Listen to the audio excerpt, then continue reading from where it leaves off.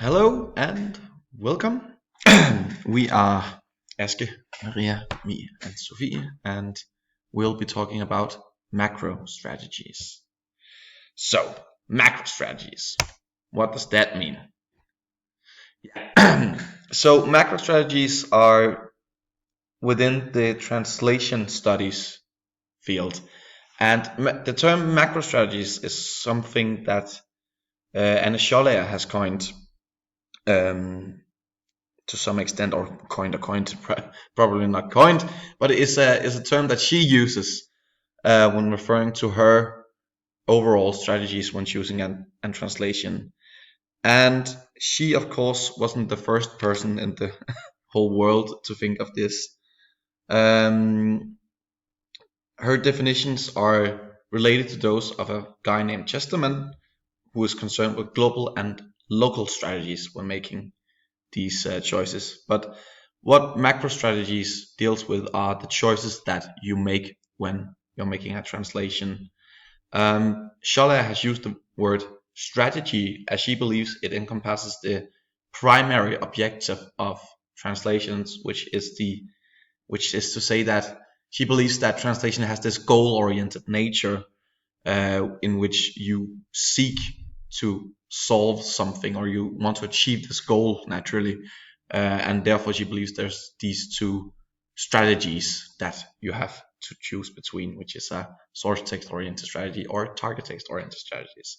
But there's also some other scholars who have thought of ways or approaches or something like that to this field of translation. And it's also important to note that this, as mentioned, this word strategy, that could be anything. It could be approach, method. It could be, strategy, as she has chosen herself.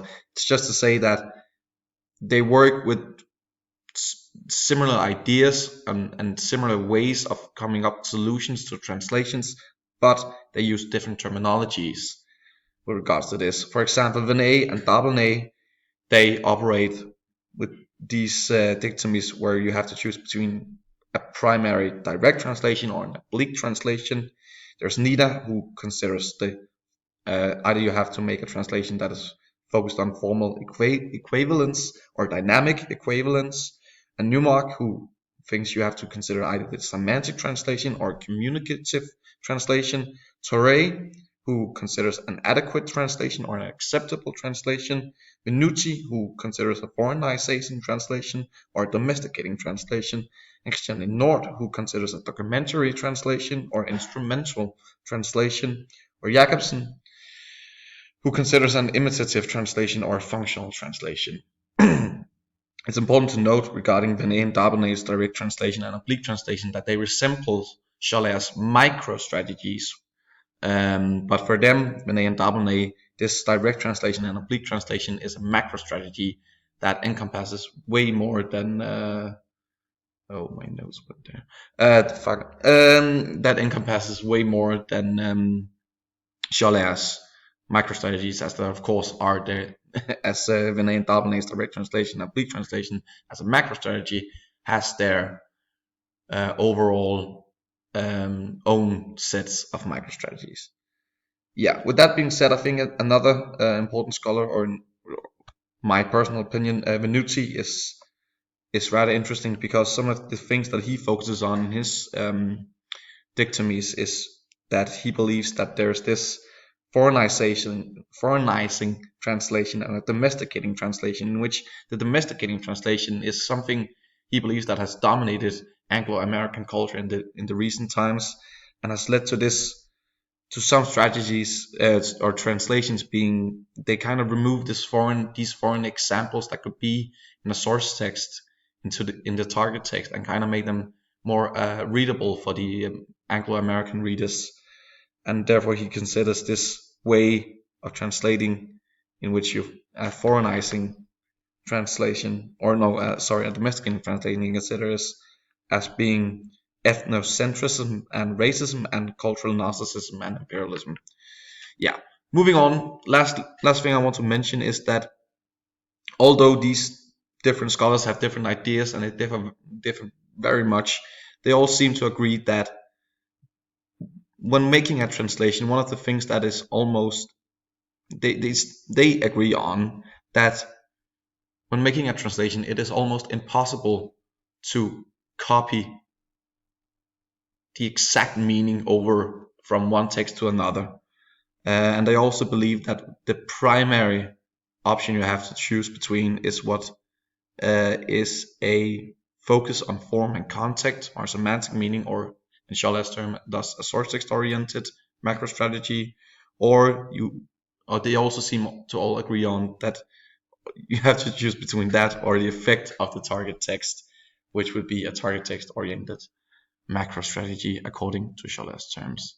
And with that, I will be moving on to Maria. Hi, I will now be talking about target text-oriented translation, which is, as the name suggests, a translation focused on the target text. This means that the translator is more concerned with the way the translation affects the reader than with sounding exactly like the source text. The target text can therefore be altered to fit the culture of the target audience. References and sentence structures can be changed to make more sense in the language you are translating the source text into.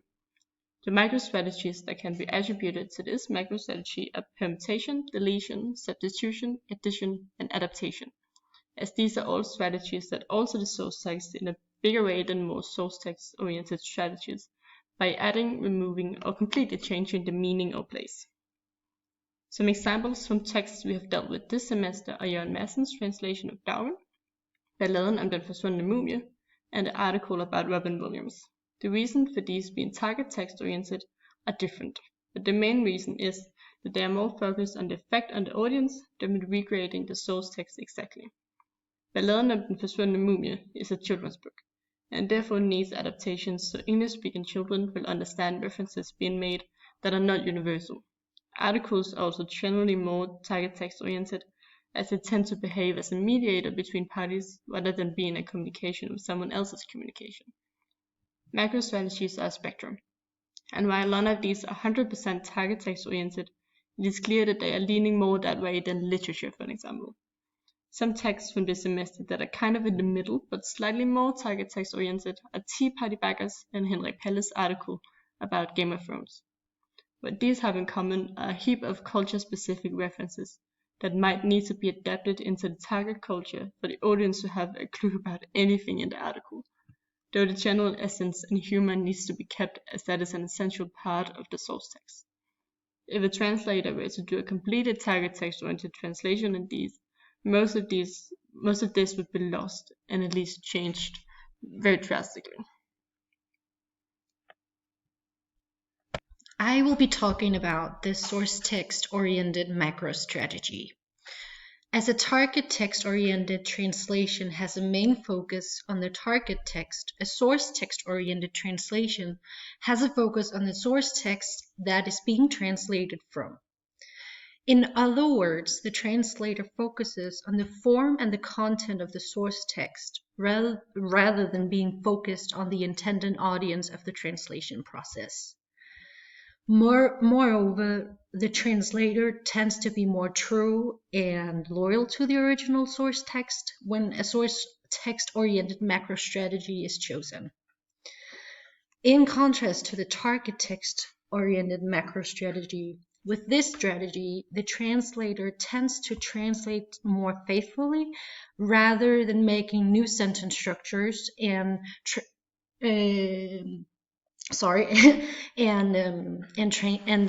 tend to translate more freely. There are different microstrategies one would prefer when translating a text with a source text-oriented macrostrategy. Those strategies would be direct transfer, calc, and direct translations, and they are all micro strategies to take into consideration with a source text-oriented macro strategy.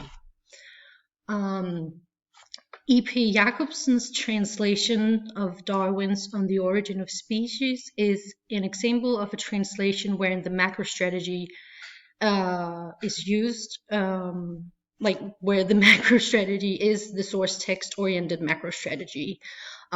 Because he uses mostly direct translation in his text. Most, if not all, of the literature we have translated this semester have been source text-oriented translation, as the style has had to be kept, and those have been, for example, Luca or Arsenet. Translations regarding materials from courts tend to be translated by the use of a source text-oriented macro strategy, as it is crucial for the comprehension of the source text, and the translator will be communicating someone else's communication. It is also important to distinguish between whether one, as a translator, is mediating or communicating someone else's text. Sorry.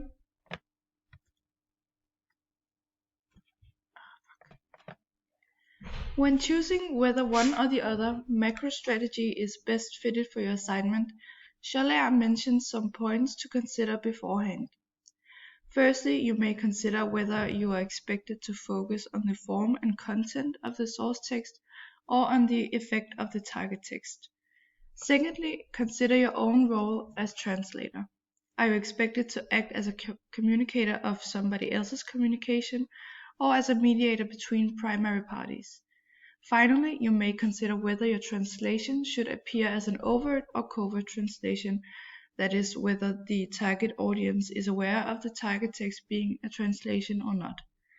Now, these points of preparation can essentially be divided into the two strategies. If you're expected to make a translation with focus on the semantic meaning of the source text, with you being a communicator of somebody else's communication, as well as the translation being overt, you are essentially making a source text-oriented translation. That means that if you are expected to focus on the effect of the target text, with you acting as a mediator between two primary parties and the translation being covert, you are by definition making a target text-oriented translation. Microstrategies can also be somewhat more or less oriented towards one or the other of the two macrostrategies. Source text-oriented translations may contain a lot of direct transfers and calques, whereas a target text-oriented translation may show more instances of substitution and deletion. Now, it is important to remember that few translations are completely either-or. The orientation of a translation is defined by a spectrum where the two macrostrategies are in either end of the spectrum, and the translation can then be determined either more source text oriented or more target text oriented, depending on the aforementioned factors. So to sum up, it is necessary to understand the brief to apply the appropriate macro strategy for your assignment and then achieve the most successful translation.